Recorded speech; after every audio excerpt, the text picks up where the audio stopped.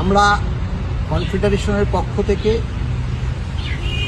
সার্বিকভাবে কর্মচারী সমাজকে জানাতে চাই যে আজকে আপনারা সকলেই জানেন যে 2টো থেকে ফিক্সড মামলা ছিল ডিএ, কিন্তু দুর্ভাগ্য এবং দুঃখজনক ঘটনা যেটা আজকেও মামলাটি হয়নি এবং 2টো পর্যন্তও যায়নি।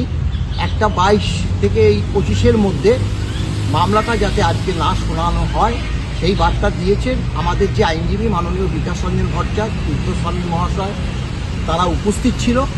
আপনাদের কাছে কি আজকে বার্তা মহামান্য সর্বোচ্চ আদালত রেখেছে সেটা পরিবেশন করছে।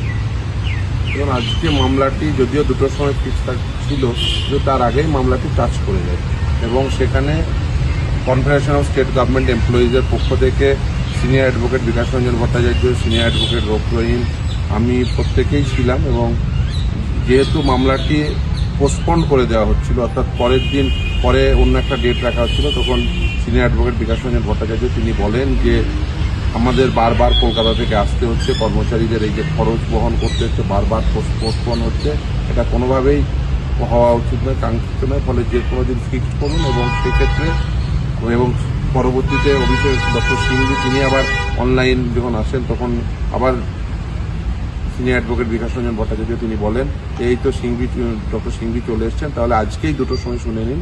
কিন্তু যাই হোক, কোর্টের কোনো অসুবিধা সম্ভবত ছিল, যেটাই হোক না কেন আদালত আগামী শুক্রবার মামলাটি ফিক্সড করেছেন এবং সেদিন আর কোনো অ্যাডজার্নমেন্ট হবে না।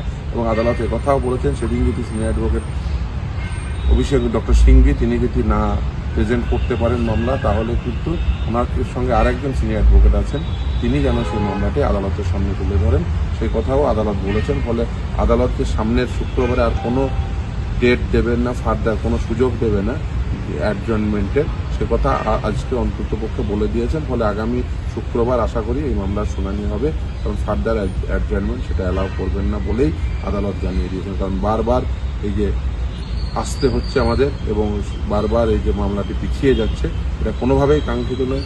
এবং অন্যান্য পক্ষের আইনজীবীরাও তারাও ছিলেন।